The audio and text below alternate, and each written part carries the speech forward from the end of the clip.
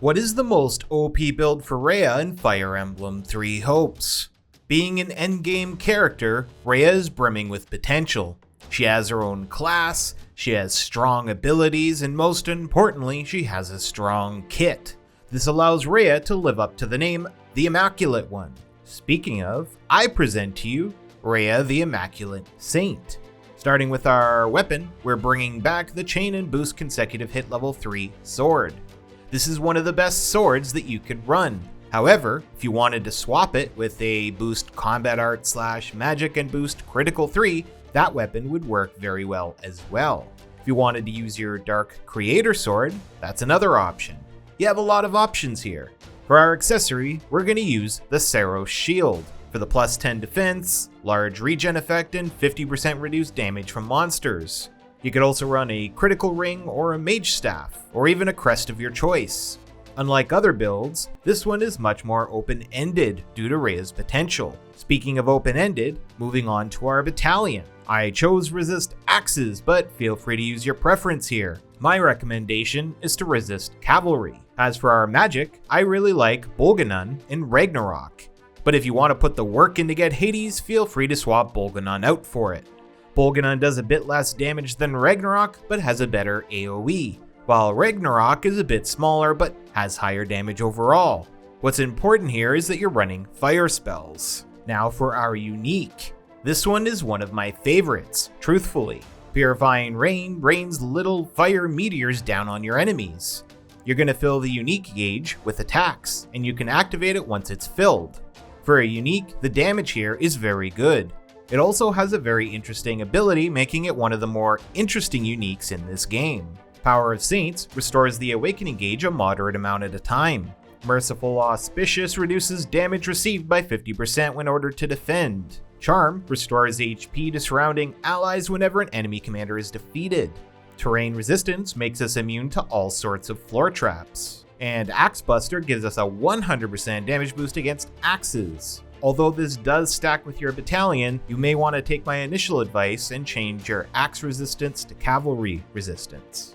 This will give you a broader damage boost. Now our abilities. Don't forget to watch till the end to see where I got each one. Sword Prowess gives us a 30% damage boost while wielding a sword. Darting Blow increases how much a successful attack fills the awakening gauge. Wild Abandon greatly increases our damage done, but also greatly increases our damage received. Boost Critical increases our critical hit chance. And Offensive Tactics gives us a 20% damage boost as long as our battalion is still active. Essence of Fire transforms our fire, combat arts, magic, strong attacks, and class actions into more powerful versions. This is the reason we want to be running fire spells. Nullify Magic does, as the name says, it nullifies enemy offensive magic. Goddess's Blessing gives us a barrier that nullifies a single attack of any kind. The barrier activates as long as we have not sustained damage for a set period of time. Soul heals us with each defeated commander proportionate to our luck stat. And Flare incurs a resistance reduction on enemies that we attack proportionate to our luck stat. The main stats that matter the most are Magic Dex and Speed. Strength is secondary. Magic determines our damage on all of our spells. Dex increases our critical hit chance while boosting our critical rushes. Speed increases the length of time that we're awakened while reducing our cooldowns on our spells. And Strength will boost our normal combo damage for the most part. What I recommend you do is level 80 times as a Grimoire, followed by 40 levels as a Trickster. This will give you a magic heavy stat sheet. Then for your stat boosting items, you can max your magic while also giving your strength a boost if you find it takes too long to defeat high resistance stat enemies, like tome users.